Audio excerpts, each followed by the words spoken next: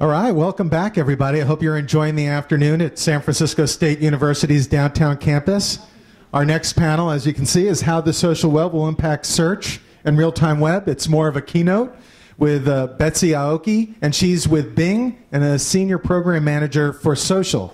So we're excited to have her. She's posting right now, real-time. I got to prove I was here, right? Yeah. She has to show her boss that she actually spent the afternoon here instead of the mall. So let's welcome Betsy, everybody. Let's hear it. So I want to thank San Francisco State and everybody who organized Social Media Week. I just get the benefit of everybody's hard work and registration and organization, and thank you all for coming. My little caveats for today are I am an embedded engineer in a PR team. So if you are expecting magical PowerPoint that is like WYSI and stuff like that, there's a little bit of WYSI, but my forte is more about simple and ideas and concepts and stuff like that. I will go between what I call community woo-woo and sort of the bigger concepts of what's going on with social, as well as there are going to be some, heavy data slides with little animations so that I keep the data in order. But I felt like it was important to give both the big picture and a look at some of the data that we're looking at in Bing to think about the way social and search is going. And of course, I was just talking about this with my cohort from Shift, but I think the title of this got a little bit warped. It probably should have been how the social and real-time web impact search, but we just have that and the real-time web there, and so in your mind, wiggle it around. I didn't want to vary from what you'd seen in the program, but I think what you'll see is how search has to grow bigger in its thinking and its everything in order to take on the changes that are coming both societally and technologically.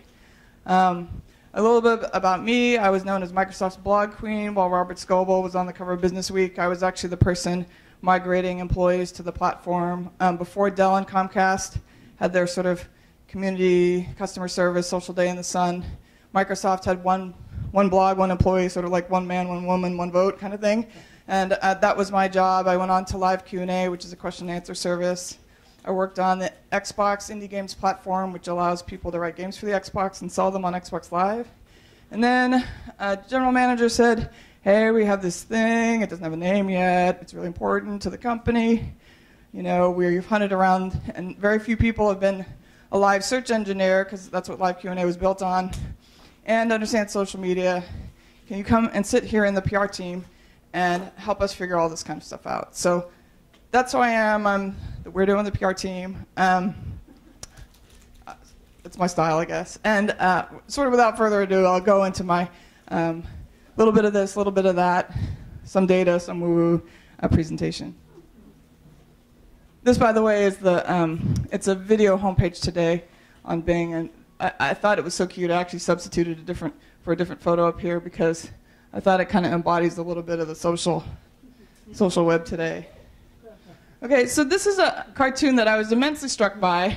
The fellow's reaching under his sweater for something. It could have been a snuff box or a revolver in an earlier time, but when I saw it, the first thing I thought was he's taking out, you've got to put this on the interwebs. You've got to tell them immediately.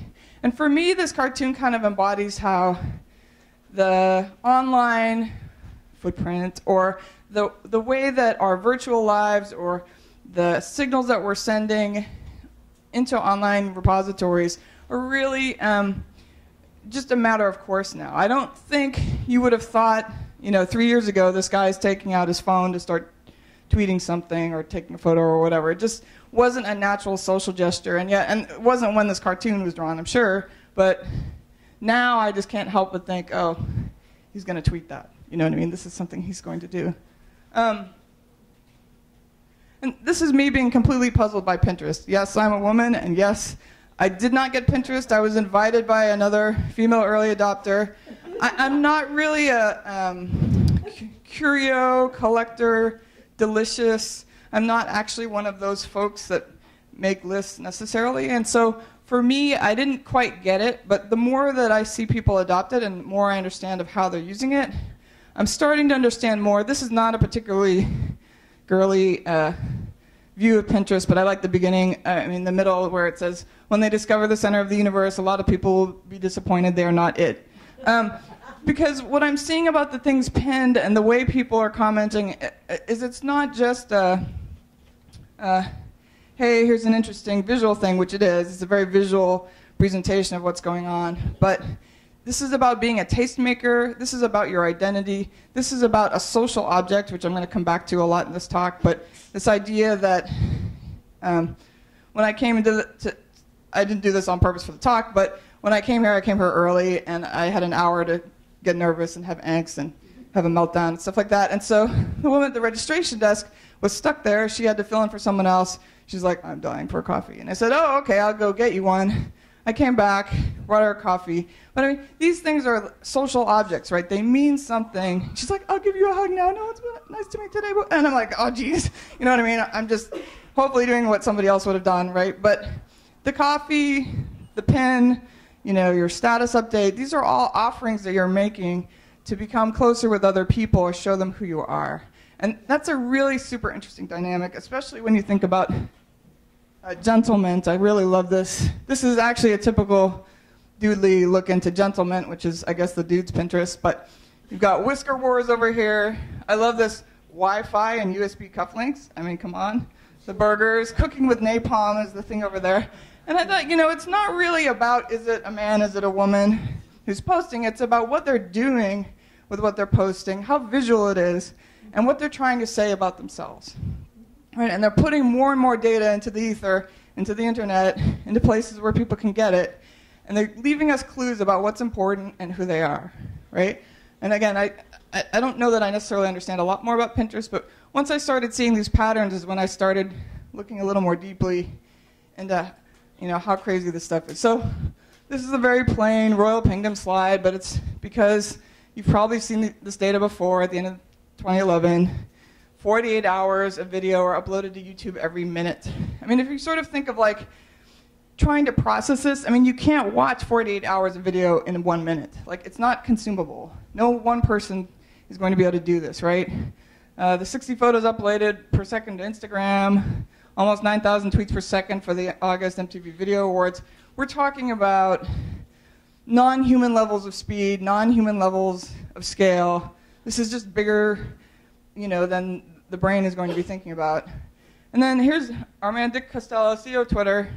He's on All Things D's media conference, and he's saying, I think 2012 is going to be the Twitter election, which on the face of it is a really, hey, it's my company, it's a Twitter election. It's, put company here election. But actually, when you think about it, Barack Obama his campaign was dissected for like months and months after he got elected. How did he do it? What was that social media thing he did? How did they email all those people? How did they know to email all those people? How did he have kits that people downloaded? I mean, all these sort of mobilization, social media tactics, they seemed really avant-garde and nouveau. And now, Dick Costello is telling us it's a Twitter election. I mean, we've seen the Arab Spring. We've seen other countries have a lot of politics happen on Twitter. But, I mean, just think at the sheer volume of tweets, how short they are, the way you have to link off to other things if they're going to be deeper, how that changes the conversation, and just simply how big that conversation gets, because it's a worldwide stage right now. And if the US elections are like the Arab Spring, other people are watching us even as we watch ourselves and try to figure out what's going on, right? So I thought that was kind of telling, not just because he's sort of presenting his own company in an important light, like he's a CEO, he's supposed to do that, but just the way that the election changes if this kind of media takes precedent over TV or newspapers, or what we're really used to putting front and center as how the election discourse is determined. Oops. Sorry. The other thing I thought was interesting is, as the Komen Planned Parenthood kerfluffle, or whatever you want to call it, exploded everywhere, one of my friends who used to be a journalist, I used to be a journalist also, captured this sort of excerpt from the Changing New York Times article about the piece. So you're not going to see this on the article because it was sort of like an election update that kind of updated the article as time went by. But they thought it was important to talk about, who was tweeting, 3,000 an hour, half the conversation driven by women, what states they were from. 25% of all chatter was from California and New York. At this time that this was written, Komen hadn't reversed itself. The issue was still hotly felt, hotly contested, and it wasn't just about the talking heads who were in charge of these organizations. It was about the stuff that was happening online. And I thought that was interesting because, having been a former journalist myself, even before all the crazy stuff I've told you already, you know, if you got a letter from the editor in the old days, in the 90s, you know what I mean? Like, that was like amazing. Somebody's written in, I'm having a dialogue with the users. Now you can't take the dialogue, you can't take the dialogue with the users out of the story because they will help not only give you information, but in this case, they were the story until there was actually a resolution to the situation that the New York Times could write about. And again, as a former journalist, I found this fascinating. It's like, what kind of societal change in the way that we think about information, the way the journalists are dissecting the information for you, because, you know, that's a heck of a lot of tweets. I wouldn't want to read them all myself personally unless I had to. I mean, this is a lot of information, and they're filtering it for you. So this is my little fortune cookie, you know, and really this social data database cylinder should be bigger, and it's not a database. But, I mean, really, when you think about the sheer bulk of what's going on, it gets to be machine level scale. It gets to be what machines are good at in some ways. Even as we make place and we think important, the human factor in everything that's happening here. This is social data.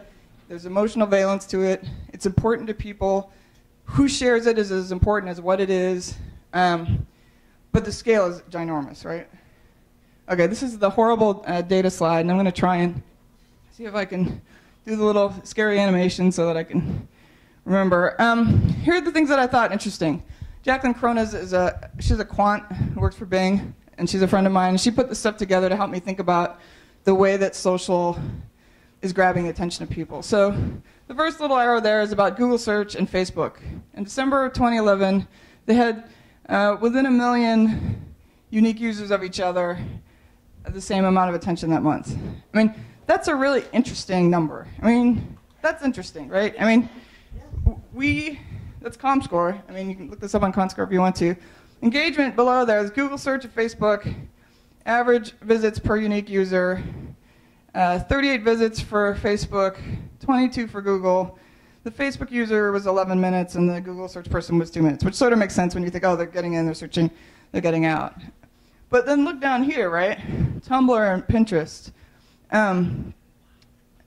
Look at how much time people are spending there. I mean, maybe they're not doing as many visits, but they're blowing out of the water the 11 minutes for Facebook. I mean, that is fascinating to me. Like, again, I don't get Pinterest, I don't get Gentleman or Manterest or whatever it's called, but like, something is happening here that is capturing people's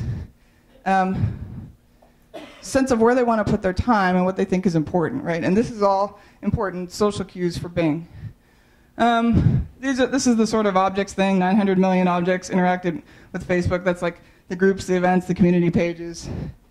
2 billion posts liked and commented on every day. That's the source of that is Mashable. The middle column is about what Facebook and Twitter have said in the press or have said for themselves about their own users and activity, right? So this isn't ComScore in the middle there. This is stuff we've gleaned from the press or Mashable or wherever.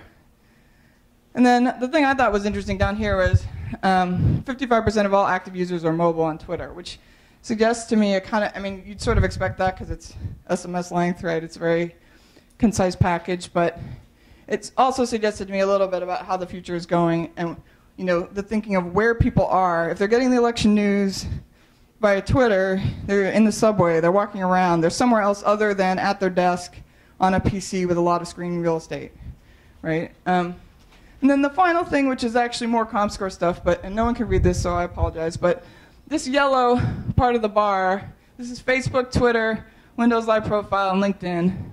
This is the geographic composition of site visitors of the